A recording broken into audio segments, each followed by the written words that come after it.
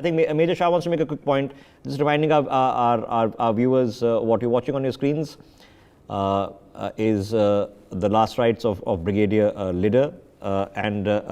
Major Shah, go ahead and just make the point that you want to make, and then let's talk a bit about Brigadier Leader as well. Right, Rishabh, taking your point further, and I'm glad you are bringing this up. We just heard General Sanjay Weston speak, and one of the finest generals of the Indian Army. In fact, his sons are an epitome to the youth. They are a role model. And yes, I was a hardcore SF special force opti in the academy when I was training. In fact, I hold a record for having run the maximum punishments in academy for that matter. But then I was emotionally blackmailed to joining my father's regiment, the Regiment of Artillery. Having said that, I would like to tell the youth of a country, where else at the raw age of 20 or 21, you could be commanding over 100 men who live and die by your word. Let me tell everyone who won't join the army again, there's a small little poem, Rishabh, just allow me to complete. It'll take me exactly a minute. We both left home at 18. You cleared the prestigious JEE. I cleared the entrance test of UPSC. You got through IIT. I got through NDA. You pursued your degree. I pursued my passion and underwent the most rigorous and the toughest training. Your day started at 9 and ended at 5. Mine started at 5 and went on beyond 9. I had to stay up many a nights. You had your grand convocation ceremony. I had my passing out parade with pride. Best company took you, and the best package was awarded. I was with 2 stars on my shoulders, which I perceived as worth more than $1 million in the sky. You got a plum job. I got a way of life. You were celebrated festivals with lights, music, and fireworks. I celebrated festivals in underground bunkers with my comrades and played with my life. We both got married. We both were sent on our respective duties. You went on luxurious business trips. I went on the rugged line of control. We both returned. Both wives couldn't control the tears.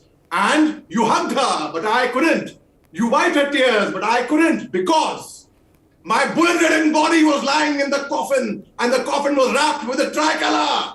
My way of life ended. Yours continued. We both left home at 18. I became a martyr and became immortal, because martyrs never die. They become immortal. They become legends and live in our hearts and minds forever. How can a man die better than facing fearful odds for the ashes of his fathers and the temples of his gods? They just said. So Rishabh, it is very, very important to acknowledge the sacrifice of these brave men.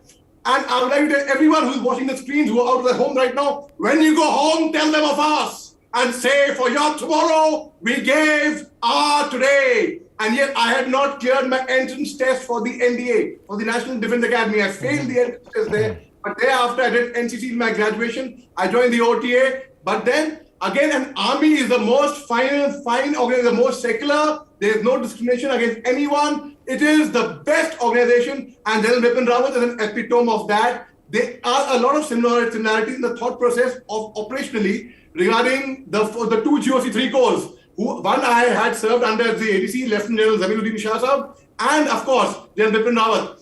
Now, both of them always believed in leading by personal example. They were true leaders. Because a boss says I, a leader says we. A boss says get there on time, a leader gets there ahead of time. A boss knows how it is done, a leader shows how it is to be done. A boss takes the credit, a leader gives it away. So General Bipin Rawat was a true leader in the true sense. And yes, the nation is going to remember the sacrifice of General Rawat and the 12 other brave hearts along with him.